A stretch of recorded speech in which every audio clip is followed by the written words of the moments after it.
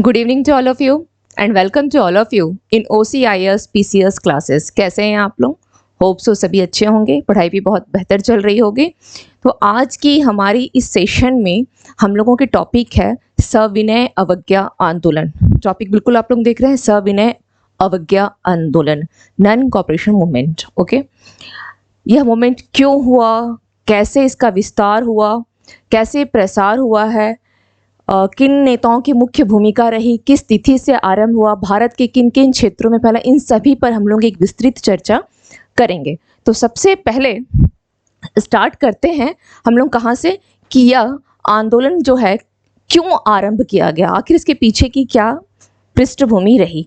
तो आइए आते हैं टॉपिक पर और देखते हैं सविनय अवज्ञा आंदोलन। ठीक है, कब हुआ था यह हुआ था 1930 ईस्वी में। ठीक है, हुए कितने हैं? 2 सविनय अवज्ञा आंदोलन हुए हैं। ओके, लेकिन आज हम लोग 1930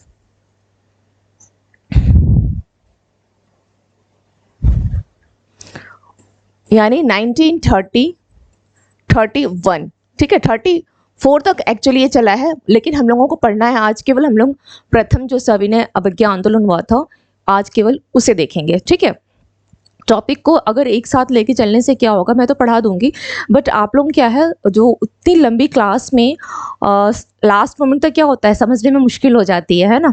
मेरा काम तो है समझाना बट उस टाइम लगेगा, ठीक है, बट टॉपिक को अगर छोटे छोटे आप अगर प्ले करके चलेंगे, जैसे 2 आंदोलन हुए हैं इसमें, तो आज केवल हम लोग प्रथम करेंगे और उसके बाद इसके बीच में क्योंकि टॉपिक काफ़ी बड़ा हो जाएगा है ना, तो वो लेंथी जो क्लासेस जब हो जाती है तो स्टूडेंट्स इंटरेस्टेड नहीं होते हैं करने के लिए, और ख़ास करके जब वीडियो अपलोड देखनी पड़ती है तो फिर उसमें वो क्लासेस में अगर आप ऑफलाइन क्लास में बैठ के देख रहे हो तो well and good, otherwise video upload में फिर वो स्टूडेंट नहीं देख पाते हैं और समझने की तो फिर बात ही अलग हो गई। तो खैर चलिए, तो हम लोग स्टार्ट करते हैं सविनय अवज्ञा आंदोलन से, जो कि आपकी कब स्टार्ट हुई थी? 1930 ईस्वी में स्टार्ट हुई थी। ठीक है, एक्चुअली 1930 ईस्वी में हुआ क्या था कि गांधी जी के नेतृत्व में, ठीक है, राष्ट्रीय आंदोलन ने एक नई बोल सकते हैं कि नई दिशा अख्तियार कर ली 1930 ईस्वी में।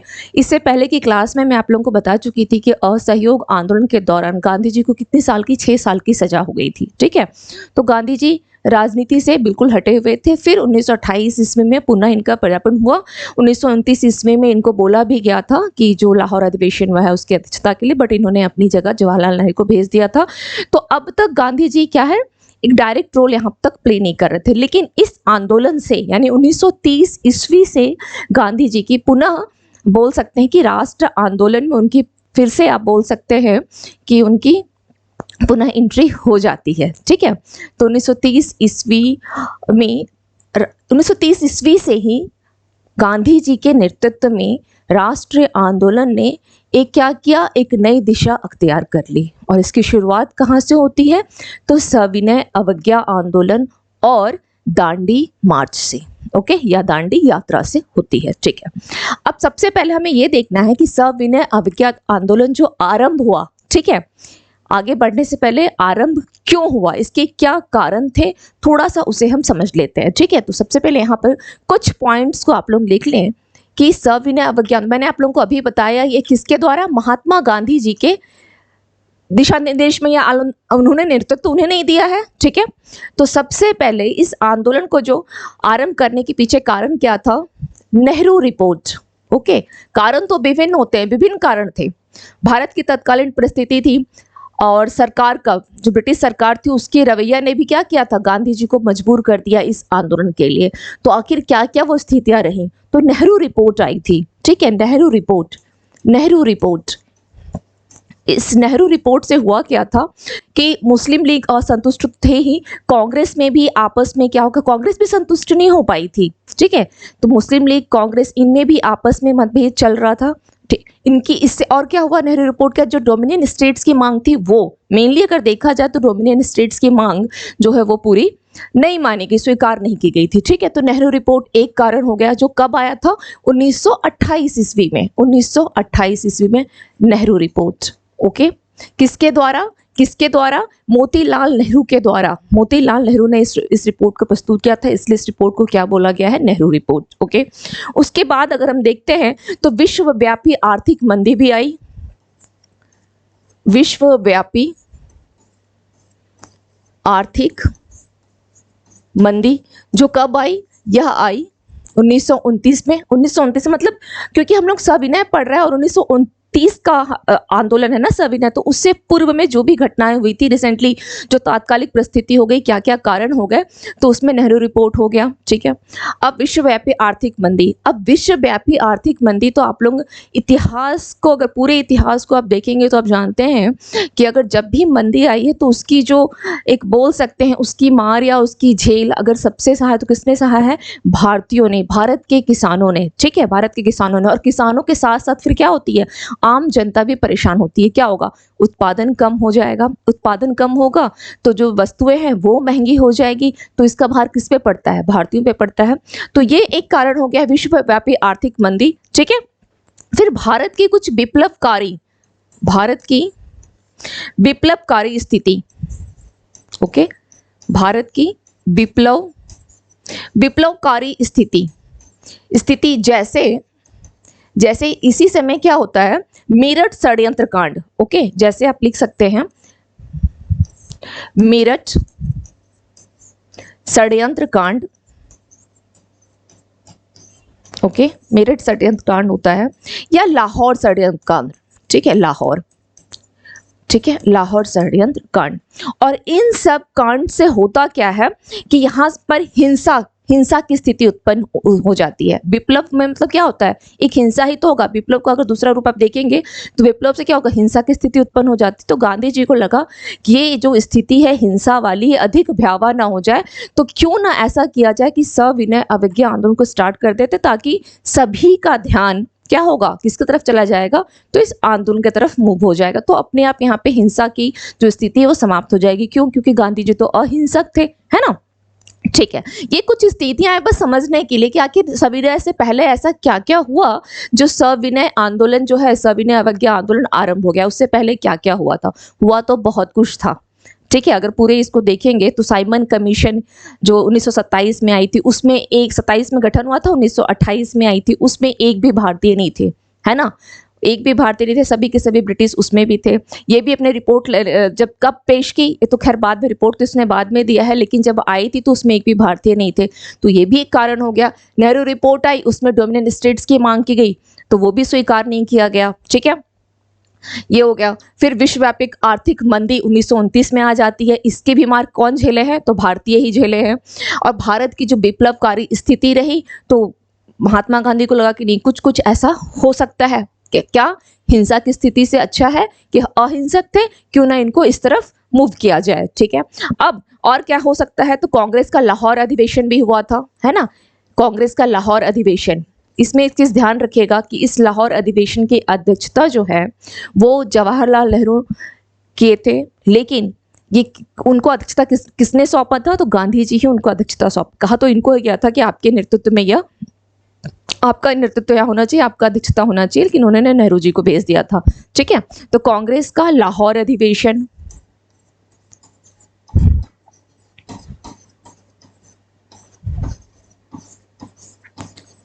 ओके, कांग्रेस का लाहौर अधिवेशन। ठीक है, लाहौर अधिवेशन। ठीक है, और इसमें क्या की गई थी?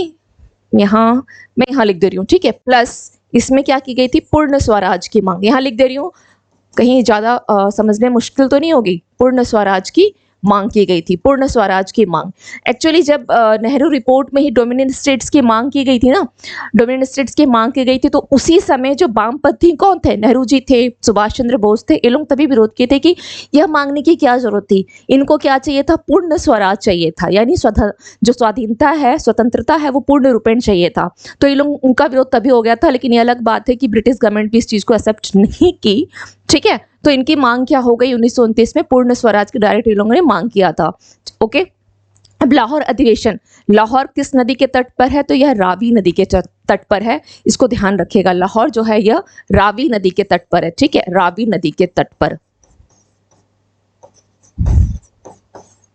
नदी के तट पर। क्या किया गया था? 31 दिसंबर 1929 मध्य रात्रि में यहाँ पर झंडा फहराया गया था। ठीक है, चलिए, तो पूर्ण स्वराज की मांग की गई तो और इसको भी स्वीकार एज यूजुअल स्वीकार करेंगे नहीं, तो इन लोगों ने ब्रिटिश गवर्नमेंट स्वीकार नहीं की। ठीक है, तो ये सारी परिस्थितियों ने क्या किया? सविनय अवज्ञा आंदोलन की नींव को तैयार कर दिया, पृष्ठभूमि को तैयार कर दिया कि अब आंदोलन कैसे और कहाँ से कैसे करना है, क्या क्या करना है, नेतृत्व कौन संभालेंगे, ये सारी चीजें अब हम लोग यहाँ से डिटेल थोड़ा देख लेते हैं। तो सबसे पहले समझना होगा कि सविनय अवज्ञा आंदोलन नेतृत्वकर्ता कौन थे? गांधी जी थे। और गांधी जी के बारे में क्या है? अहिंसक। गांधी जी क्या थे? अहिंसक।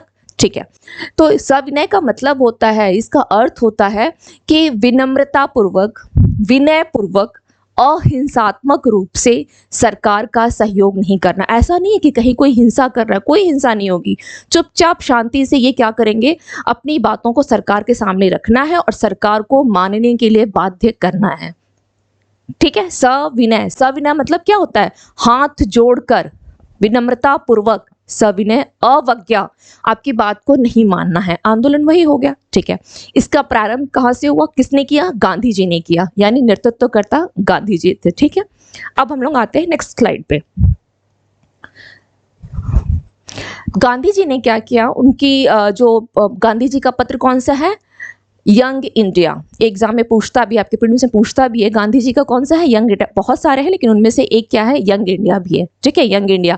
यहाँ पे मैंने इसलिए इसको फोकस किया कि यंग इंडिया इनका है, और अगर न्यू इंडिया की बात की जाए तो वह एनी बेसेंट का है। ठीक है, most of the time students क्या कंफ्यूज कर जाते हैं। तो यंग इंडिया गांधी जी के साथ जुड़ा हुआ। मैंने क्लास में बताया भी था आप लोगों को कि गांधी जी काफ़ी ओल्ड मैन पर्सन थे ना, काफ़ी ओल्ड पर्सन थे ये, ओल्ड मैन पर्सन। लेकिन उनकी जो लेख जो थी, जो उनकी पुस्तक बोल सकते हो क्या है? Young India, young India. ठीक है, और एनी बेसेंट की क्या थी? न्यू इंडिया थी, ध्यान रखिएगा। तो यंग इंडिया के द्वारा उन्होंने क्या किया? एक लेख प्रकाशित किया जिसमें उन्होंने वायसराय को, वायसराय कौन थे उस समय? लॉर्ड इरविन वायसराय थे, ध्यान रखिएगा। इरविन उस समय वायसराय थे। ठीक है, इरविन थे, जिनका कार्यकाल 1926 से लेकर 1931 तक रहा है। ओके, 1931 तक रहा है। ठीक है, तो वायसराय उस समय थे लॉर्ड इरविन, इनको और प्लस ब्रिटिश प्रधानमंत्री कौन थे? Ramsay MacDonald. मैकडी का बर्गर सभी कोई खाते हैं, तो मैकडोनाल्ड को ध्यान रखिएगा। ओके, तो इनके सामने उन्होंने कहा कि हमारी क्या है मांग है? 11 सूत्री हमारी मांग है। केवल 11 सूत्री का कहते हैं ना कि हमारा मुख्य सूत्री यही एक कार्य है। जैसे अगर आपसे पूछा जाए कि घर से अगर फोन आ जाए, ठीक है, अब पूछते हैं तुम्हारा बताओ कि क्या चल रहा है? बेटा तुम्हारा एक सूत्री कार्यक्रम है, यानी तुम्हारा एक ही मुख्य काम है। एक ही मुख्य काम क्या है? पढ़ाई करना है, यही करना है ना स्टूडेंट के लिए, क्या है? तो गांधी जी ने क्या किया? 11 सूत्री यानी 11 अपने जो प्रोग्राम थे, कार्य थे, उनको किसके सामने रख दिया? ब्रिटिश गवर्नमेंट के सामने। ठीक है, उन्होंने रख दिया, पूरा एक लेख लिखा, 11 सूत्री प्रोग्राम को रखा और बोला, उनके साथ ये भी था, कोई उन्होंने जबरदस्ती नहीं किया कि आप इसे स्वीकार कर लो। बोले, उनका क्या कहना था? स्वीकार करो अथवा ना करो, ये आपकी मर्जी है। लेकिन अल्टीमेटम दे दिया 31 जनवरी 1930 ईस्वी का। ठीक है, अल्टीमेटम गांधी जी ने दे दिया कि आपको 31 जनवरी 1930 ईस्वी तक का समय देता हूं, या तो आप स्वीकार कीजिए या तो आप अस्वीकार कर दीजिए। स्वीकार करते तो बहुत अच्छी बात होती, अस्वीकार करेंगे तो इनका क्या है? सविनय मूवमेंट जो है वो स्टार्ट हो जाएगा। ठीक है, ये हो गया क्लियर। अब इसके बाद होता क्या है? चलिए, अब हम लोग देखेंगे उस 11 सूत्री जो इन्होंने प्रोग्राम रखा। ठीक है, तो किस किस को हित इसमें उन्होंने देखा? कुछ सामान्य हित से भी जुड़े हुए थे, कुछ किसानों के हित से भी जुड़े हुए थे। ठीक है, तो हम लोग उन सभी पहलुओं को थोड़ा देख लेते हैं। ठीक है, सामान्य हित से संबंधित जो मुद्दे थे, सामान्य हित से, ओके, सामान्य हित से संबंधित जो मुद्दे थे वो कौन कौन से थे? तो सिविल सेवाओं, क्या क्या है? सिविल सेवाओं तथा सेना के व्यय में 50% तक की कमी। ओके, किसमें किसमें? सिविल सेवाओं तथा सेना के व्यय में 50% तक की कमी। ये उनका क्या था? सामान्य हित से संबंधित मुद्दों को ध्यान रखिएगा। कभी कभी आपके एग्जाम में खास करके जब यूपीएससी के क्वेश्चंस को पूछता है तो वहां पर कॉन्सेप्ट बेस्ड पूछता है। फैक्ट्स तो आपको देखना ही है, आपके सिलेबस में फैक्ट्स और कॉन्सेप्ट दोनों करके जाना है। ऐसा नहीं कि केवल फैक्ट्स को करके चले गए। इवन अब तो स्टेट पीसीएस में भी ऐसा किया जाता है कि कॉन्सेप्चुअल पूछने लगा है, तो वहाँ पे बिल्कुल ध्यान रखना है। इसलिए मैंने इसको बिल्कुल आइडेंटिफाई किया है कि सामान्य हित से संबंधित मुद्दे क्या क्या थे। हो सकता है आपके क्वेश्चन में दे देगा कि गांधी जी के सविनय अवज्ञा आंदोलन के दौरान 11 सूत्री में जो मांगा गया था प्रोग्राम, सामान्य हित से संबंधित निम्नलिखित में से कौन से मुद्दे थे। ऑप्शन जैसे होता है ना कि एक क्वेश्चन में सब क्वेश्चंस होते हैं, बीट 1, बीट 2, बीट 3, बीट 4, और उसमें से एक और दो दोनों सही है, 3, 4 इस तरह से भी पूछ सकता है, तो ध्यान रखिएगा। तो सामान्य हित से संबंधित मुद्दे, सिविल सेवाओं तथा सेना के व्यय में 50% तक की कमी, नशीली वस्तुओं के विक्रय पर पूर्ण रोक, ठीक है, सीआईडी विभाग पर सार्वजनिक नियंत्रण हो या उसे खत्म कर दिया जाए। क्लियर? चलिए, इसके साथ और कौन से मुद्दे थे, क्या क्या उनकी मांगे रही। शस्त्र कानून में परिवर्तन तथा भारतीयों को आत्मरक्षा हेतु हथियार रखने का लाइसेंस, क्योंकि भारतीयों के पास भी क्या था, हथियार रखने का लाइसेंस नहीं दिया गया था। ठीक है, सभी राजनीतिक बंदियों को रिहा कर दिया जाए, सभी राजनीतिक बंदियों को क्या किया जाए, रिहा कर दिया जाए। ओके, डाक आरक्षण बिल को भी पास कर देना है, डाक आरक्षण बिल को। ये किससे संबंधित हो गए, सामान्य हित से संबंधित ये मुद्दे थे जिनको कि गांधी जी ने क्या किया, अपने 11 सूत्री में, टोटल आप देखेंगे तो 11 सूत्री ही मांग है। ठीक है, अब आता है विशिष्ट बुजुर्ग वर्ग की मांगे। विशिष्ट बुजुर्ग वर्ग जो थे उनकी मांगों को ध्यान में रखते हुए गांधी जी ने किन किन मांगों को मांगा था। रुपए की विनिमय दर घटाकर 1 शिलिंग से क्या करना है, 4 पैंस। रचनात्मक शुल्क तथा विदेशी कपड़ों का आयात को नियंत्रित किया जाए। क्यों? क्योंकि इससे पहले जब विश्वव्यापक जो आर्थिक मंदी आई थी उसमें क्या किया गया था, जो विदेशी थे यानी जो ब्रिटिश गवर्नमेंट थी वो अपने माल को यहाँ पर क्या कर दी, इंडिया में स्टॉक करके रख दी, भारत में स्टॉक कर दी थी। ठीक है, कपड़े खरीदना हो यहाँ से कच्चे माल तो ले जाती थी, लेकिन अपने वस्तुओं का यहाँ पर क्या कर दी थी, बिल्कुल स्टॉक करके रखे थे। यहाँ के लोग यहाँ के जो कपड़े क्या महंगे हो जाते थे और वहाँ के कपड़ों को कम दामों में, तो जाहिर सी बात है यहाँ के कपड़ों को की वैल्यू क्या हो गई, घट गई। यहाँ की मार्केट जो है बिल्कुल खत्म कर दिया गया था। तो इन्होंने कहा कि नहीं, रचनात्मक शुल्क तथा विदेशी कपड़ों का आयात को नियंत्रित किया जाए। ठीक है, तटीय यातायात रक्षा विधेयक को पास किया जाए। तो ये जो आप 3 देख रहे हैं ये किसके लिए है, विशिष्ट बुजुर्ग वर्ग की मांगे थी। ठीक है, जिनको गांधी जी के द्वारा, क्योंकि नेतृत्व करता वही थे, इसलिए उन्होंने अपने मांग में इसको भी लिखा। क्लियर? चलिए, अब आते हैं किसानों के लिए। किसानों के लिए उन्होंने क्या किया, किसानों की विशिष्ट मांगे क्या थी, लगान में 50% की कमी, लगान में 50% की कमी। ओके, नमक कर समाप्त एवं नमक पर सरकारी एकाधिकार को भी समाप्त कर देना चाहिए था। ठीक है, नमक कर, क्योंकि नमक पे कर लगाने का क्या मुद्दा है ना, ये तो कोई ऐसी अलग से वस्तु नहीं है। आप जो समुद्र का जो पानी उससे आप नमक निकाल रहे हो तो इस पे अलग से टैक्स क्यों लगा रहे, इसको समाप्त करो। इसके बारे में भी आगे हम लोग चर्चा करेंगे कि क्यों इसको ही सविनय अवज्ञा आंदोलन का एक मुद्दा क्यों बनाया गया, इसके ऊपर चर्चा भी आगे होगी। ठीक है, लेकिन यहाँ बस वर्तमान में यहाँ पर आप देख ली कि लगान में 50% की कमी और नमक कर समाप्त एवं नमक पर सरकारी जो एकाधिकार है, सरकार का जो एकाधिकार बना है उसको समाप्त करके सभी भारतीयों के लिए होना चाहिए। ठीक है, और वो भी टैक्स फ्री, कर नहीं लगाना है। लेकिन सरकार ने क्या किया, सरकार ने क्या किया, गांधी जी के जितनी भी उपरोक्त मांगे थी, जो 11 सूत्री मांगे थी, सरकार ने उस पर कोई ध्यान नहीं दिया। सरकार ने क्या किया, उस पर सरकार का कोई ध्यान नहीं गया। ओके, सरकार का इस पर कोई ध्यान नहीं, आप देख ही रहे हैं, सरकार का इस पर कोई ध्यान नहीं गया। ठीक है, तो गांधी जी ने पहले ही अल्टीमेटम दे रखा था कि आपके पास कब तक का समय है, कब तक का समय है, जनवरी 1930 ईस्वी अल्टीमेटम दे रखा था कि 31 जनवरी तक आप इसको स्वीकार करो अथवा नहीं करो।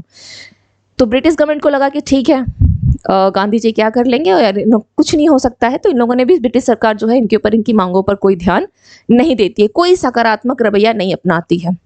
फाइनली क्या होता है, 14 फरवरी सभी को याद रहेगा, 14 फरवरी सभी को याद रहेगा, वैलेंटाइन डे। भले ये सविनय अवज्ञा आंदोलन से रिलेटेड फैक्ट आप लोग भूल भी जाएं, लेकिन वैलेंटाइन डे वाला तो भूलेंगे नहीं, तो यहाँ पे ध्यान रखिएगा 14 फरवरी को। ठीक है, 1930 ईस्वी में क्या हुआ, साबरमती में कांग्रेस की बैठक बुलाई गई।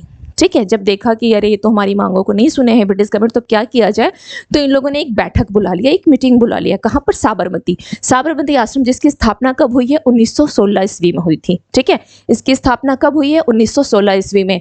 कुछ पॉइंट्स ऐसे हैं, जब आप लोग वीडियो देख रहे होंगे, अपलोड जब हो जाएगी तो उस समय आप लोग क्या करना है, कुछ कुछ पॉइंट्स को आप लोग बिल्कुल लिखते चलेगा। ठीक है, यह 1916 में इसकी स्थापना हुई थी साबरमती आश्रम की। ठीक है, तो गांधी जी के नेतृत्व में क्या किया गया, बोला कि मीटिंग बुलाई गई, उस मीटिंग में फैसला लिया गया कि गांधी जी के नेतृत्व में अब क्या करना है, तो यह आंदोलन भी उन्हीं के नेतृत्व में प्रारंभ किया जाए। ठीक है, ऐसा फैसला लिया गया। क्लियर?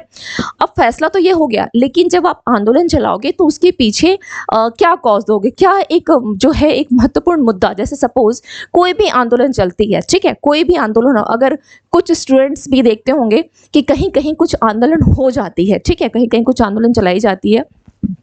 जैसे आप लोग सभी कोई सिविल्स की तैयारी कर रहे हैं तो आप लोगों को अभी रिसेंट का एक मुद्दा ध्यान होगा कि मुखर्जी नगर में जो एक आगजनी की जो घटना अभी हुई है ना, जिसमें काफ़ी स्टूडेंट्स जो हैं इंजर्ड हुआ, घायल भी हुए हैं, ठीक है, चोटें आई थी, अभी रिसेंटली जो ये मुद्दा चला, तो इसमें भी क्या हो गया, स्टूडेंट ने क्या किया, आंदोलन किया। तो मुद्दा क्या था कि आप अपनी व्यवस्था को सही कीजिए, जो कोचिंग इंस्टीट्यूट है क्यों इस प्रकार से रखा गया है, वहाँ पर 5 ग्रेड, ये सब सारी चीज़ों का।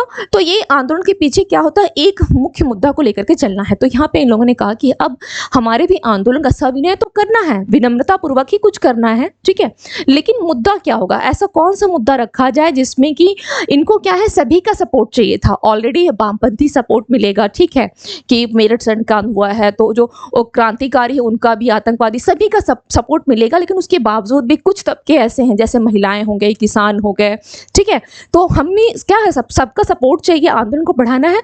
तो आखिर ऐसा कौन सा मुद्दा रखा जाए, ठीक है, जो कि सभी को इससे शामिल हो सकेंगे सविनय में। ओके, मुद्दा क्या रहेगा, इसको कब और कैसे लेकर के चलना है। तो पूरी जो थी स्ट्रेटेजी किसके ऊपर दे दी गई, गांधी जी के ऊपर दे दी गई। तो गांधी जी ने क्या किया इस स्ट्रेटेजी के ऊपर, ठीक है, गांधी जी ने क्या किया यहाँ पर, चलिए देख लेते हैं गांधी जी ने यहाँ पे क्या किया। यहाँ पर एक मिनट,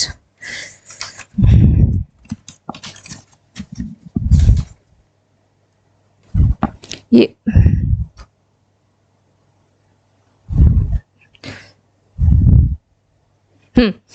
गांधी जी ने यहाँ पे क्या किया, बोला कि नमक को, ठीक है, मुद्दा कब और कहां से स्टार्ट, तो मुद्दा क्या हुआ, नमक यहाँ पर क्या हो गया, बेसिक मुद्दा हो गया, ठीक है, नमक। ओके, इस नमक को गांधी जी ने क्या किया, ध्यान रखेगा कि सविनय अवज्ञा आंदोलन, एक नमक ने क्या किया, इतना बड़ा आंदोलन खड़ा कर दिया। ठीक है, थोड़ा सा ध्यान से समझने की कोशिश कीजिएगा कि नमक ने क्या किया, इस आंदोलन को खड़ा कर दिया। तो बोला कि नमक, ठीक है, नमक जो है सविनय अवज्ञा आंदोलन का क्या हुआ, केंद्र बिंदु बन गया। क्यों नमक क्यों बनाया गया, मैंने आपको बताया ना अभी कि उसमें सभी कोई पार्टिसिपेट कर सकते थे, सबकी भागीदारी होती। ठीक है, देख लेते हैं कैसे, तो क्यों बनाया गया। तो सबसे पहले 3-4 पॉइंट्स हम लोगों को यहाँ पे देखना है कि फर्स्ट पॉइंट है कि पानी से पृथक, पानी से अलग नमक, ऐसे तो कोई वस्तु है ही नहीं जो पानी से अलग जो नमक बनाई जा रही है, ऐसी तो कोई वस्तु नहीं है, ऐसी कोई चीज नहीं है। फिर सरकार उस पर किस चीज की टैक्स लगा रही है ना, सरकार जो है उस पर कर क्यों लगा रही है। ठीक है, तो पानी से पृथक नमक नाम की कोई वस्तु यहाँ पर ऐसे नहीं है, इसलिए मैंने ये क्रॉस साइन दिया है, समझ लीजिएगा। ठीक है, कि पानी से पृथक नमक बोल करके ऐसी कोई वस्तु अलग से तो है नहीं, ठीक है, जिसपे कि सरकार कर लगा रही है, जिसपे सरकार कर लगा रही है। ओके, सरकार को ऐसा नहीं करना चाहिए, कर क्यों लगा रही है, और कर लगा रही है, और सरकार की क्या है मंशा, और कर लगाने के साथ ही ये करोड़ों लोगों को क्या करती है, अगर नमक पे कर लगा रही है तो क्या कर रही है सरकार, करोड़ों लोगों को भूखा रख रही है। क्योंकि गरीब अगर कुछ भी नहीं खा सकता है तो नमक और रोटी तो खा सकता है ना। बहुत बार नमक एक बेसिक चीज होती है, इसलिए इसको एक मुद्दा बनाया गया कि अगर आपके घर में क्या होता है, सपोज कुछ भी ना हो तो लोग क्या करते हैं, सिंपली प्याज नमक के साथ भी, बहुत ऐसे हैं घर जहाँ पे यूज होता है ना। आज भी देखेंगे गरीब तबके, गरीबी उस समय भी थी, आज भी है ना, तो क्या करती है, सिंपली प्याज नमक के साथ भी रोटी खा लेती है। ठीक है, या प्याज नहीं भी है तो नमक रोटी के साथ भी खा लेती है। तो इसलिए कि सरकार जो कर लगा रही है, गांधी जी का कहता है कि सरकार क्यों करोड़ों लोगों को भूखा रख रही है। ठीक है, यह क्या कर रही है, असहाय बीमार और विकलांगों को पीड़ित कर रही है, असहाय जिनका कोई सहारा नहीं है, कोई बीमार है, कोई विकलांग है, तो उनको क्या कर रही है, और ये प्रताड़ित तो कर रही है, पीड़ित ही कर रही है, ठीक है। तो सरकार की क्या है, यह जो कर लेने का तरीका है सरकार का, वो अविवेकपूर्ण है, अमानवीय है, जिसका उपयोग मानवता के विरुद्ध किया जा रहा है, जिसका उपयोग क्या कर रही है सरकार, मानवता के विरुद्ध कर रही है। ओके, एक मिनट थोड़ा सा मैं देखूं, ये हाँ रिकॉर्डिंग चल रही है, ठीक है, हाँ ठीक है, चलिए। तो मानवता के विरुद्ध कर रही है। अब दूसरी पॉइंट पे आते हैं। दूसरा पॉइंट क्या, क्यों नमक पे ही कर क्यों लगाया गया था, तो पूर्ण स्वराज की विचारधारा थी। विचारधारा किसकी थी, पूर्ण स्वराज की विचारधारा थी। और इस पूर्ण स्वराज की विचारधारा में जाहिर सी बात है, स्वराज के लिए लोग क्या करते हैं, आंदोलन करते हैं, जगह जगह सभाएं एकत्रित हो जाती है, ठीक है। लेकिन नमक बोल करके ऐसा कोई प्रत्यक्ष, आप नमक को प्रत्यक्ष रूप से पूर्ण स्वराज से नहीं जोड़ सकते हैं, है कि नहीं। नमक को प्रत्यक्ष रूप से नहीं जोड़ सकते हैं, बिल्कुल, क्योंकि अगर आपको पूर्ण स्वराज चाहिए, आप आंदोलन करेंगे, कहीं पे मीटिंग करेंगे, लोगों से मिलेंगे, सभाएं की जाएगी, लेकिन ये नमक का कोई कॉन्सेप्ट तो है नहीं, कोई नमक को आप प्रत्यक्ष रूप से नहीं जोड़ सकते हैं। तो सरकार ने क्या किया, इसी के लिए गांधी जी की विचारधारा क्या रही कि नहीं, पूर्ण स्वराज के लिए, ठीक है, पूर्ण स्वराज के लिए सविनय, यहाँ पूर्ण स्वराज के लिए सविनय अवज्ञा आंदोलन क्या करना है, प्रारंभ तो करना है, और किसानों को शामिल भी करना है, किसानों का भी समर्थन चाहिए। तो इसके लिए उन्होंने क्या किया, नमक को क्या किया, नमक का मुद्दा गरीबों के साथ ही हर भारतीयों को प्रभावित करने वाला था और प्रत्यक्ष रूप से जुड़ गया। क्लियर कि उन्होंने नमक को ही मुद्दा बनाया, क्योंकि ये क्या करेगा, हर भारतीयों को प्रभावित करेगा। और इसलिए गांधी जी का क्या यहाँ पे था कि नमक कर को आप समाप्त करो, और इसे समाप्त करने क्या होगा कि सभी भारतीय जो होंगे, हर तबके के लोग इससे जुड़ जाएंगे, इस आंदोलन से जुड़ जाएंगे। और गांधी जी को क्या चाहिए था, एज मच एज मेजोरिटी हो, भारतीयों का सहयोग हो, ठीक है। तो इसलिए ये नमक को इसी वजह से यहाँ पे चूज किया गया, इसलिए नमक को मुद्दा बनाया गया, जो कि प्रत्यक्ष रूप से जुड़ गया। तो आपने देखा कि नमक कैसे था, अप्रत्यक्ष रूप से होते हुए फाइनली क्या हो गया, प्रत्यक्ष एक मुद्दा बन गया सविनय अवज्ञा आंदोलन का। ओके, चलिए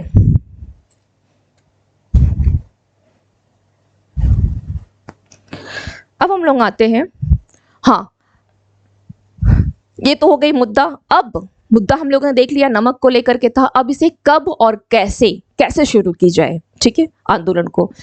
तो सविनय अवज्ञा आंदोलन जो कि 1930 ईस्वी का था, गांधी जी ने क्या किया, आंदोलन को शुरू करने से पूर्व यहाँ भी गांधी जी ने एक बार और सोचा कि क्यों ना हम ब्रिटिश सरकार से बात करके देखें, समझौता करने का उन्होंने दोबारा प्रयत्न किया, तो चाहते थे कि बात बन जाए, ठीक है।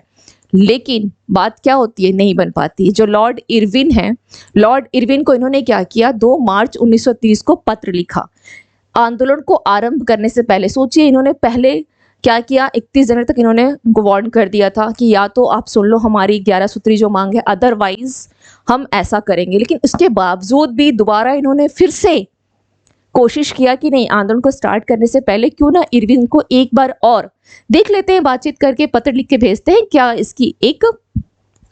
इसके बदले क्या एक्शन सरकार ले रही है, ठीक है। तो उन्होंने क्या किया, पत्र लिख दिया। लेकिन इरविन का जो पत्र था पुनः क्या है, संतोषजनक रिप्लाई नहीं आया। तो गांधी जी ने इसलिए कहा था कि मैंने तो रोटी मांगी, गांधी जी ने यहीं पर एक स्टेटमेंट बोला भी है कि मैंने रोटी मांगा था और बदले में मुझे पत्थर मिला, ठीक है, मैंने रोटी मांगा लेकिन ब्रिटिश सरकार क्या दी, पत्थर दी है, ठीक है। तो यहाँ पे तो संतोषजनक उत्तर नहीं मिलने के कारण गांधी जी को क्या हुआ, विवश होकर सत्याग्रह प्रारंभ करना पड़ा, विवश होकर, ठीक है, विवश होकर सोचिए इन्होंने सत्याग्रह प्रारंभ किया। यानी जो भारतीय अंत तक ये क्या चाहते रहे कि समझौता हो जाए, शांति से सब चीजें हो जाए, लेकिन इन्होंने विवश किसने किया, ब्रिटिश गवर्नमेंट ने किया। ओके, अब आता है दांडी मार्च। तो विवश होकर सत्याग्रह प्रारंभ किया, और सत्याग्रह का प्रारंभ कहाँ से हुआ, दांडी मार्च से, जो स्टार्ट कब हुआ था, 12 मार्च 1930 से लेकर 6 अप्रैल 1930 ईस्वी तक, ठीक है, यह चला। तो दांडी मार्च यहाँ पे देख लीजिए, दांडी मार्च जो है 12 मार्च से 6 अप्रैल 1930 ईस्वी तक चला। इसका शुभ आरंभ का शुभ आरंभ कहाँ से होता है? तो इसका शुभ आरंभ, क्वेश्चन ये पूछता है आपसे ये क्वेश्चन पूछता है एग्जाम में। जस्ट ए मिनट, इसका क्वेश्चन जो आपसे पूछता है कहाँ से हुआ यह? 12 मार्च को आरंभ हुआ है। डेट याद रखिएगा, 12 मार्च 1930 साबरमती आश्रम, साबरमती आश्रम से इसको आरंभ किया गया था। नमक कानून का उल्लंघन कहाँ किया गया था? कब किया गया? 6 अप्रैल 1930। कहाँ पर किया गया था? दांडी जिला नौसारी, दांडी जिला नौसारी गुजरात में। ऑलमोस्ट स्टूडेंट्स को क्या होती, कंफ्यूजन हो जाती है, ठीक है। आरंभ हुआ था साबरमती आश्रम से। गांधी जी क्या किए थे, अपने 78 अनुयायियों के साथ, फॉलोवर्स के साथ ये क्या किए, कहाँ पहुंच गए, ये दांडी पहुंच गए और वहां पर इन्होंने एक मुट्ठी नमक को हाथ में लेकर के नमक कानून को इन्होंने तोड़ा था। ये क्वेश्चन जो है आप देखेंगे प्रीलिम्स में इससे आते हैं, और प्रारंभ में और कहाँ, तो स्टूडेंट गलती करते हैं। आरंभ इसका साबरमती से होता है, लेकिन कानून जो तोड़ते हैं ये दांडी में तोड़ते हैं, ठीक है। साबरमती आश्रम से ये पैदल चलना शुरू करते हैं। रास्ते में जितने लोग भी इन्हें, मतलब जितने भी लोग इनसे मिलते हैं, इनके समर्थक बन जाते हैं। बहुत ऐसे हैं जो सरकारी पदों से त्यागपत्र भी दे देते हैं, इनके साथ हो लेते हैं। तो नमक कानून का उल्लंघन इन्होंने किया था। और साबरमती से लेकर दांडी तक की जो दूरी है कितनी है? 385 किलोमीटर। कितनी है? 385 किलोमीटर, यानी करीब 241 मील की दूरी है। 241 मील की दूरी है। ये पहुंचे थे 5 फरवरी को ही पहुंच गए थे, ध्यान रखिएगा, ठीक है। ये 5 फरवरी नहीं, 5 अप्रैल को ही ये दांडी पहुंच गए थे, लेकिन 6 अप्रैल को इन्होंने नमक कानून को तोड़ा था, ओके। और इनके कुल सहयोगी कितने थे, एग्जाम में पूछता है। 78 इनके साथ थे, 78 इनके सहयोगी इनके साथ थे, ठीक है। 78 सहयोगी जो है इनके साथ थे, ये ध्यान रखिएगा, 78 सहयोगी, ठीक है। चलिए नेक्स्ट हम लोग देख लेते हैं।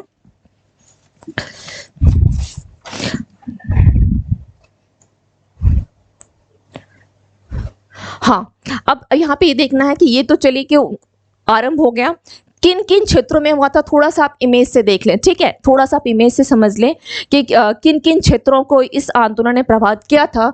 तो गुजरात तो था ही, क्योंकि साबरमती से आरंभ ही हुआ था, चलना ही पैदल शुरू किए थे वो। पश्चिमोत्तर प्रांत यानी पेशावर, ठीक है। पूर्वोत्तर क्षेत्र मणिपुर, नागालैंड, असम। दक्षिण भारत में तमिलनाडु, केरल, मालाबार, उड़ीसा, बिहार, बंगाल, उत्तर प्रदेश, आगरा, रायबरेली। एक चीज और ध्यान रखिएगा, ठीक है। इन क्षेत्रों में, लेकिन यहाँ पर थोड़ा सा ध्यान दीजिएगा, यहाँ पर आप लिख लें खान अब्दुल गफ्फार खां। जस्ट ए मिनट, मैं कलर जरा पेन का चेंज कर दूं।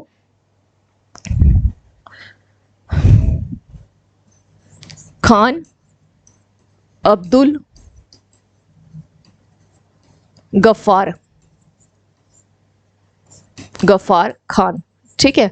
इनके द्वारा कहां चला गया था? पश्चिमोत्तर प्रांत में, उत्तर पश्चिम प्रांत। आप पेशावर यहां देख रहे हैं, ओके। इमेज को थोड़ा सा आप लोग देख के समझ ले, इमेज को थोड़ा ध्यान से देखिए। पेशावर ये वाला एरिया में हुआ, साबरमती से तो स्टार्ट हुआ था। पूर्वोत्तर क्षेत्र में यहाँ पर इस आंदोलन का नेतृत्व किसने दिया था? जो गांडली एक नाम आती है, गांजली ने जो एक नाम आता है वो यहीं पर आएगा, ठीक है। गांडली एक नाम आएगा, यहाँ पर आप लोगों को मिलेगा, गांडली एक नाम आएगा, ठीक है। पूर्वोत्तर क्षेत्र हो गया। उसके बाद अगर दक्षिण भारत की बात की जाए तो सी राजगोपालाचारी का नाम ध्यान रखिएगा, सी राजगोपालाचारी का, ठीक है। अगर इस एरिया में बात की जाए तो सी राज गोपालाचारी, वैसे आपको नाम आगे मिल जाएगा, सिराज गोपालाचारी, ठीक है, सिराज गोपालाचारी। और अगर इस एरिया में बात की जाए तो यदुनाग थे, प्लस इन्हीं की चचेरी एक बहन थी, चचेरी बहन गौंडेलिन्यू, ठीक है, गौंडेलिन्यू, ओके। ये ध्यान रखिएगा, आगे वैसे आएगा। फिर भी अगर बहुत जैसे एग्जाम में पूछता भी है यहाँ से, तो ये दक्षिण भारत वाले एरिया में, यहाँ इस एरिया में कौन थे? सी राजगोपालाचारी ने इस आंदोलन का नेतृत्व दिया था। और यहाँ पर कौन थे? पूर्वोत्तर क्षेत्र में कौन थे? तो यदुनाग और गोंडलिन्यू। और यहाँ पर कौन थे? खान अब्दुल गफ्फार खान। और कहाँ कहाँ ये आंदोलन? बिहार, बंगाल, उड़ीसा को भी इसने प्रभावित किया था। बंगाल, बिहार और उड़ीसा। बिहार में क्या है? समुद्र नहीं है, आगे हम लोग पढ़ेंगे, देख लेंगे कि कहाँ कहाँ पर और चीजें क्या क्या हुई है। फिलहाल वर्तमान में इस इमेज को आप लोग ध्यान में रखिए। इससे क्या होगा, इमेज अगर याद है तो अगर क्वेश्चन में पूछता भी है तो इमेज याद है तो वहां पे भी समझ में आ जाएगा कि अच्छा आंदोलन किन किन क्षेत्रों में हुआ था, ठीक है। चलिए अब नेक्स्ट देख लेते हैं, नेक्स्ट क्या है।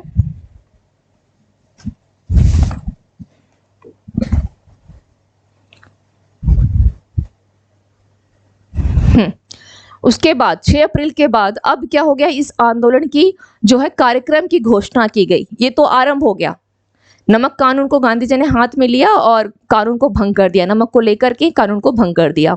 उसके बाद 9 अप्रैल को क्या हुआ, इस आंदोलन के कार्यक्रम की घोषणा की गई कि हम लोगों ने यहाँ तक तो पहुंच लिए, नमक को भी तोड़े, आगे का हमारा क्या कार्यक्रम होना चाहिए, अब आगे हमें क्या क्या कार्य करने हैं इस आंदोलन को लेकर के। ठीक है, तो 9 अप्रैल को, कब 9 अप्रैल को, यानी 6 अप्रैल के बाद 9 अप्रैल को क्या किया गया, आंदोलन के कार्यक्रम की घोषणा की गई। ओके, ये थोड़ा सा यहाँ पर कार्यक्रम है, ये गलत लिखा हुआ है।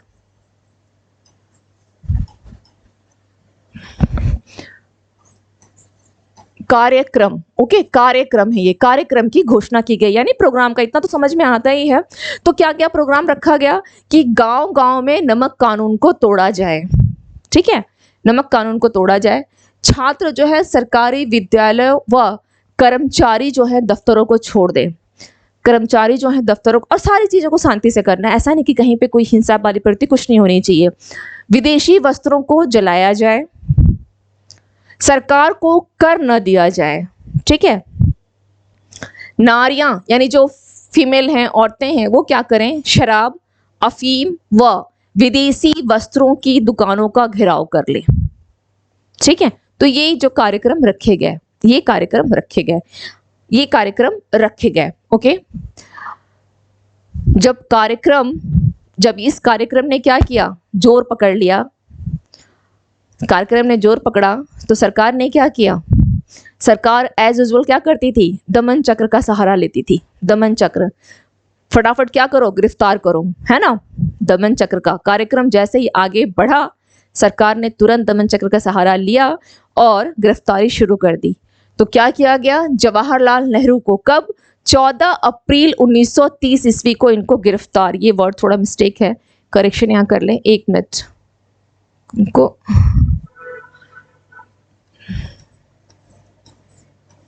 ये छूट गया है। ठीक है, इसको थोड़ा सा आप लोग करेक्शन कर लें, यहाँ पे इसको करेक्शन कर लें, गिरफ्तार होगा ये। ठीक है, इसको गिरफ्तार, 14 अप्रैल को क्या किया गया, इनको गिरफ्तार कर लिया गया। क्लियर, चलिए। जैसे ही नमक सत्याग्रह का क्या किया गया, प्रसार हुआ, और प्रसार जैसे ही हुआ, कार्यक्रम शुरू हो गया, इनको गिरफ्तार कर लिया गया। किनको, जवाहरलाल नेहरू को, कब, 14 अप्रैल को, यानी 6 से 14 अप्रैल कितने दिन की बात है, 8 दिनों की बात है। 9 तारीख को तो कार्यक्रम ही हुआ और 5 दिन के दिन को गिरफ्तार कर लिया गया। और गांधी जी को भी आगे चल करके 4 मई 1930 ईस्वी को इनको भी गिरफ्तार कर लिया गया। ठीक है, इनको भी गिरफ्तार कर लिया, दोनों गिरफ्तार हो गए। अब तो नमक जो सत्याग्रह चल रहा है, आखिर इसका प्रसार अब कैसे किया जाए, समस्या तो अब ये आ गई थी कि आखिर इसका प्रसार अब कैसे होगा, क्योंकि जो मेन भूमिका में थे गांधी जी, जो नेतृत्व करता थे, वो भी गिरफ्तार हो गए थे। तो क्या किया गया, कांग्रेस की कार्यकारिणी ने, जो कांग्रेस की कार्यकारिणी सभा थी, उन्होंने क्या किया, अब प्रस्ताव उन्होंने दिया।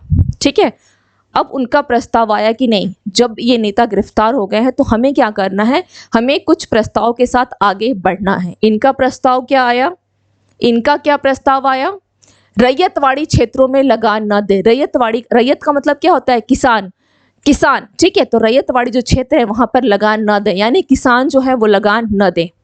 जमींदारी क्षेत्रों में चौकीदारी कर न दो, जो जहां जमींदारी क्षेत्र है वहां पे चौकीदारी कर मत दो। ओके, और मध्य प्रांत में वन कानून का उल्लंघन किया जाए। मध्य प्रांत का मतलब होता है जो एमपी वाला एरिया, एमपी, ठीक है, एमपी वाला जो एरिया है, उस समय मध्य प्रदेश वगैरह जो एरिया आता था उसको मध्य प्रांत बोला जाता था। यूपी को, जिसे वर्तमान में यूपी बोलते हैं, उसे उस समय संयुक्त प्रांत बोला जाता था। तो इन लोगों ने कहा कि नहीं, इन्हें क्या करना है, क्या क्या किया, इन्होंने 3 पॉइंट निकाल दिया।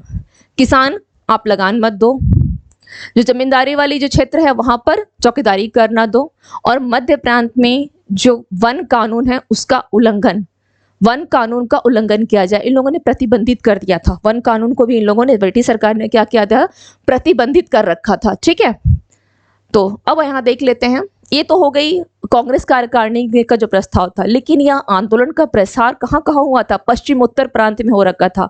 कांग्रेस कार्यकारिणी अपना काम कर रही थी, यह आंदोलन जिन जिन क्षेत्रों में प्रसारित हुआ था, जैसे जिन लोगों ने नेतृत्व दिया, थोड़ा उनके बारे में भी देख लेते हैं। पश्चिमोत्तर प्रांत में किन्होंने दिया था? खान अब्दुल गफ्फार खान ने, ठीक है। तो उनका संगठन क्या था? 1930 ईस्वी में लाल कुर्ती आंदोलन इन्होंने चला दिया। लाल कुर्ती का मतलब ये आप समझ सकते हैं कि लाल कुर्ता पहन के आंदोलन चलाया गया था, इसलिए इसको संगठन को बोल दिया गया लाल कुर्ती आंदोलन नाम दे दिया गया, ठीक है। कहाँ चला? पश्चिमोत्तर प्रांत में। किसके द्वारा? खान अब्दुल गफ्फार खान के द्वारा। यह भारतीय राष्ट्रीय कांग्रेस के सविनय अवज्ञा आंदोलन के ये क्या थे? समर्थक थे। इन्होंने अपना समर्थन दिया उसको, ठीक है। और खुदाई खिदमतगार एक संगठन की स्थापना भी की थी। खुदाई खिदमतगार, ओके, एग्जाम में पूछता भी है किसका है खुदाई खिदमतगार। उसके बाद आता है जिया तरंग। मैंने कहा पूर्वोत्तर क्षेत्र में है ना, जो यदुनाग ने दिया था, तो वहां पर जिया तरंग आंदोलन बोला गया। जिया तरंग, ओके। कहां पर ये पूछता है एग्जाम में कि जिया तरंग आंदोलन जो है निम्नलिखित में से किन क्षेत्र का है? आपके पास ऑप्शन होगा मणिपुर, नागालैंड, इस तरह से पूर्वोत्तर के 2-4 नाम दे देगा। ध्यान रखिएगा यह मणिपुर का है। तो किसके नेतृत्व में हुआ था? यदुनाग, ठीक है। इन्होंने क्या किया? आंदोलन जब हिंसक हो गया तो इनको कैद करके इनको डायरेक्ट फांसी दे दी गई। अब इनको तो फांसी दे दी गई, फिर इस आंदोलन का नेतृत्व करे तो कौन करे? तो इसका पुनः नेतृत्व किया गया नागा जनजाति की महिला और कौन थी यह? यदुनाग की चचेरी बहन थी। यदुनाग की, जस्ट ए मिनट, यदुनाग की इनकी यह चचेरी बहन थी, ठीक है। इनकी चचेरी बहन थी गैंजेनिलियो, ओके, गैंजेनिलियो,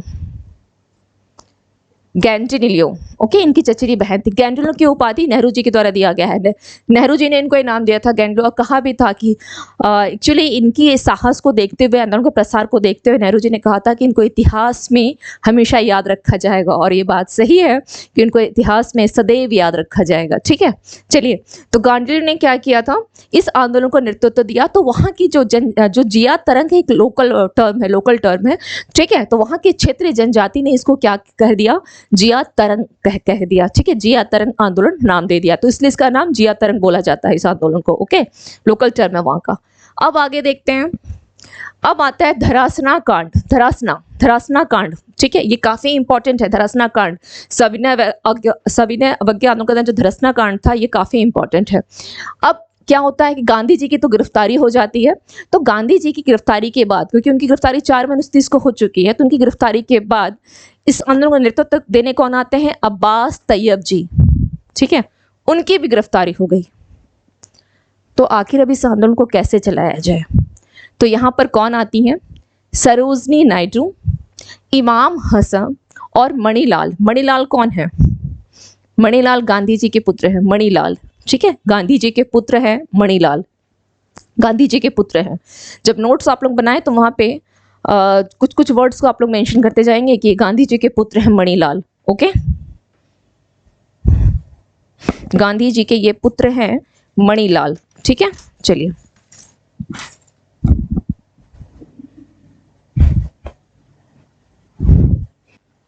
यहां पे मैं लिख देती हूं।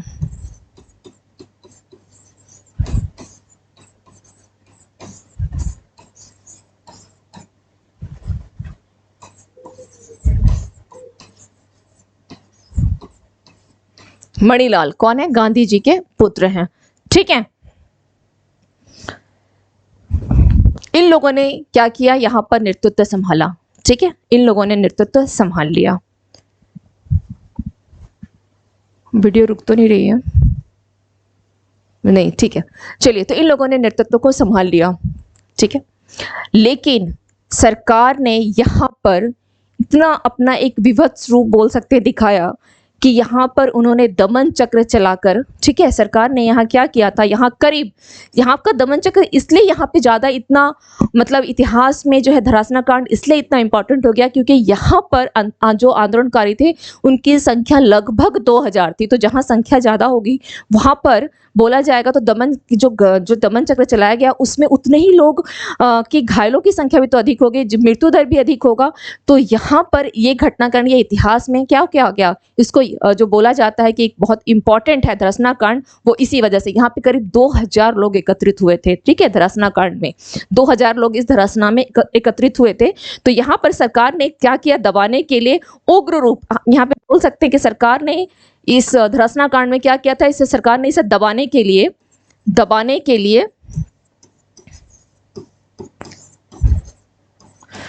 उग्र रूप, ठीक है, उग्र रूप, उग्र रूप धारण कर लिया था, उग्र रूप धारण किया, उग्र रूप धारण किया, और ठीक है, उग्र रूप धारण किया प्लस उग्र रूप सरकारी साधारण के लिए उग्र रूप प्लस जुलूस को ये लोगों ने क्या किया, इसके साथ ही जुलूस को, जो जुलूस निकाला गया था, ठीक है, उस जुलूस को सरकार तब तक पीटती रही जब तक कि लोग क्या होते, बेहोश नहीं हो जाते। जुलूस को तब तक पीटा करती, तब तक पीटा, जुलूस को तब तक पीटा जब तक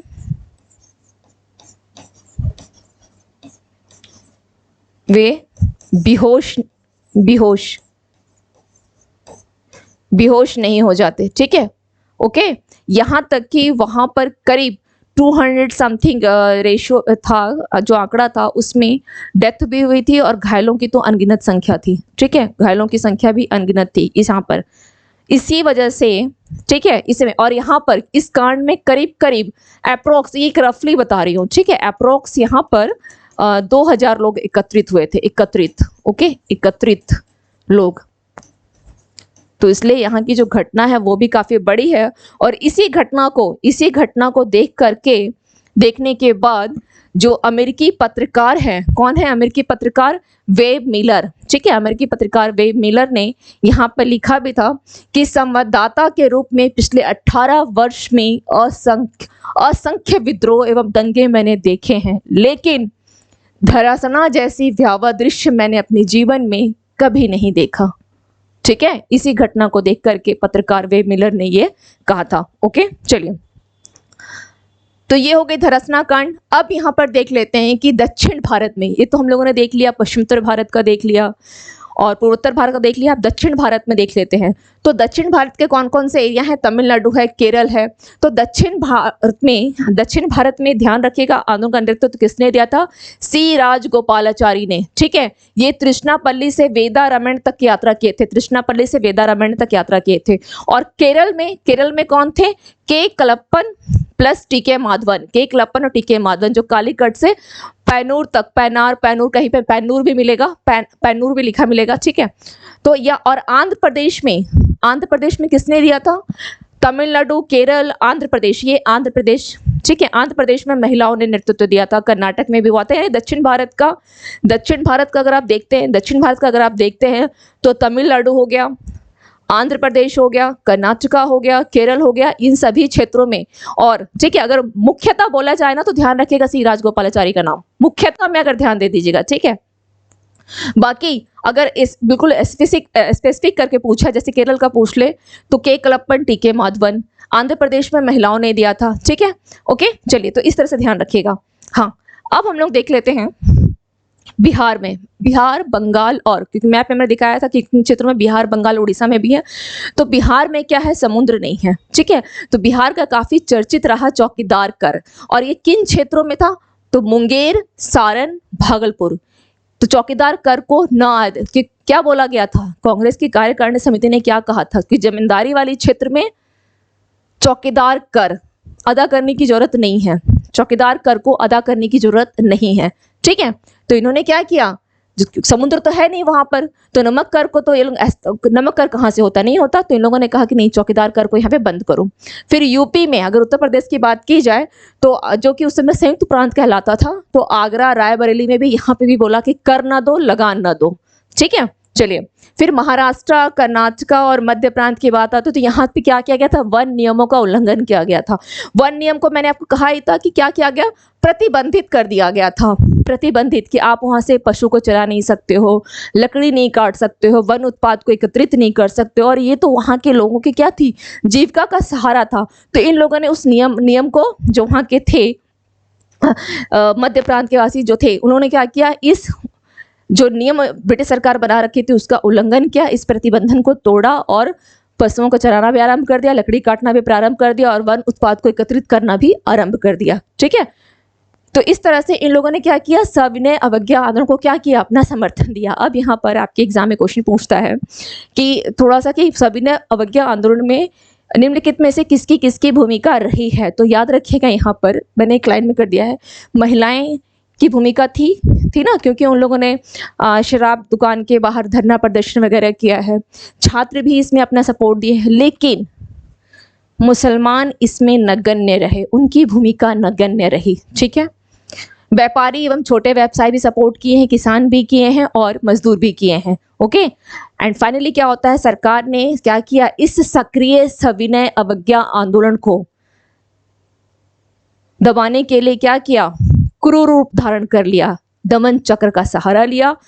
गांधी जी सहित करीब 90,000 से अधिक सत्याग्रही को जेल में इन लोगों ने कर दिया। तो थोड़ा सा आंदोलन जो है शिथिल जब पड़ने जा रहा था, उसी बीच क्या होता है कि गोलमेज सम्मेलन जो है वो बुला लिया जाता है, गोलमेज सम्मेलन को बुला लिया जाता है। तो इसको हम लोग देखेंगे। अब नेक्स्ट जो आपकी क्लास होगी वो स्टार्ट होगी गोलमेज सम्मेलन से। ठीक है, गोलमेज सम्मेलन से कि क्यों फिर गोलमेज सम्मेलन करते हैं, उसके पीछे भी तो रीजन होगा कि सविनय अवज्ञा आंदोलन में ऐसा क्या हुआ, एट लास्ट सरकार को क्या लगा कि इनसे तो पार पाना मुश्किल है ना। इस तरह से अगर सोचेंगे कि अगर बलपूर्वक हम लोग आंदोलन को दबाए तो ये संभव नहीं है। अगर हम लोग अभी इस आंदोलन को दबा दिए, गांधी जी फिर रिहा होंगे, फिर कोई आंदोलन खड़ा हो जाएगा। ओके, तो बलपूर्वक इनको दबाया नहीं जा सकता है। कुछ संवैधानिक तरीकों का हमें क्या करना होगा, सहारा लेना होगा संवैधानिक तरीकों का। तो गड़े हुए मुर्दों को इन लोगों ने उखाड़ा, कैसे, जिस डोमिनियन स्टेट को इन लोगों ने नकार दिया था उसको लेकर के शायद आगे कुछ कार्रवाई की गई है, जो कि हम लोग देखेंगे किसमें, गोलमेज सम्मेलन में। ठीक है, तो गोलमेज सम्मेलन से हमें हमारी नेक्स्ट क्लास होगी गोलमेज सम्मेलन के ऊपर, द्वितीय गोलमेज सम्मेलन के ऊपर, और उसके बाद पुनः क्या होता है, द्वितीय सविनय अवज्ञा आंदोलन होता है। ठीक है, तो इन जो हमारे पास जो देख रहे हैं 3 बोल सकते हैं टॉपिक होगी, वो ये 3 के ऊपर होगी। ठीक है, अगर आप लोगों को आज की क्लास से रिलेवेंट किसी भी प्रकार की कोई डाउट हो या कंटेंट के रिगार्डिंग, आप लोगों को पीडीएफ इसकी टेलीग्राम चैनल पे जाएंगे, वहाँ आपको अवेलेबल हो जाएगी, और टेलीग्राम चैनल का लिंक आपको डिस्क्रिप्शन बॉक्स में दिया जा चुका है। अगर समझने में कहीं भी आप लोगों को कहीं भी लगा कि यहाँ कुछ समझ में नहीं आया, तो मुझे आप लोग बिल्कुल कमेंट कीजिएगा। उसके साथ ही 10 बजे मॉर्निंग में 10 से 4 बजे के बीच में आप लोग कॉल करके मुझसे अपने जो डाउट्स है वो डिस्कस कर सकते हैं। ठीक है, थोड़ी बहुत जो भी मेरे पास, ज़्यादा तो नहीं, बहुत वाइड तो नहीं बोलूँगी, जो थोड़ी बहुत नॉलेज है उसको चाहती हूँ कि ईजिएस्ट वे में, बहुत एक बोल सकते हैं कि साधारण से साधारण शब्द में उसको मैं आप लोगों से शेयर कर सकूं, समझा सकूं, जितनी समझ में मुझे आई है। ठीक है, जितने इतिहास को मैं समझ सकी हूं, तो मेरी भी कोशिश ये है कि मैं आप लोगों को भी थोड़ी सी मतलब अपनी समझ को शेयर करूं, ताकि आप लोगों को भी समझने में थोड़ा सा सहूलियत हो। ये मेरी अपनी कोशिश है। तो आप लोग बताइएगा, कमेंट जरूर कीजिएगा कि और इसमें किस प्रकार से कोई सुधार किया जा सकता है, अपने सुझाव जरूर दीजिएगा। ठीक है, तो मिलते हैं फिर नेक्स्ट क्लास में। और हाँ, एक चीज़ और ध्यान रखिएगा कि आपकी हिस्ट्री की जो है वो प्रीवियस ईयर्स के क्वेश्चन की सीरीज भी चल रही है। ठीक है, तो उसको आप लोग जरूर कोशिश करें कि वीडियो को एज मच एज देख लिया करें, क्योंकि आपके एग्जाम की जो सिलेबस होती है ना, उस सिलेबस में आप लोग अपने हाथ से, जहाँ आप लोगों ने सिलेबस चिपकाया होगा वॉल पे, वहाँ अपने हाथ से लिख दें कि उस सिलेबस का एक पार्ट है एज मच एज रिविजन। ठीक है, in every subjects as much as revision. और सिलेक्शन का क्या है, ये भी एक आपका स्टेज है कि अगर आप ज़्यादा से ज़्यादा रिविज़न करें, कंसिस्टेंसी बना के रखें, कंटिन्यूटी बना के रखें। ओके, तो मिलते हैं फिर नेक्स्ट क्लास में। Thank you to all of you and have a nice evening. इस चैनल को आप लोग लाइक करें, शेयर करें एंड सब्सक्राइब करें। Once again, a lots of thanks.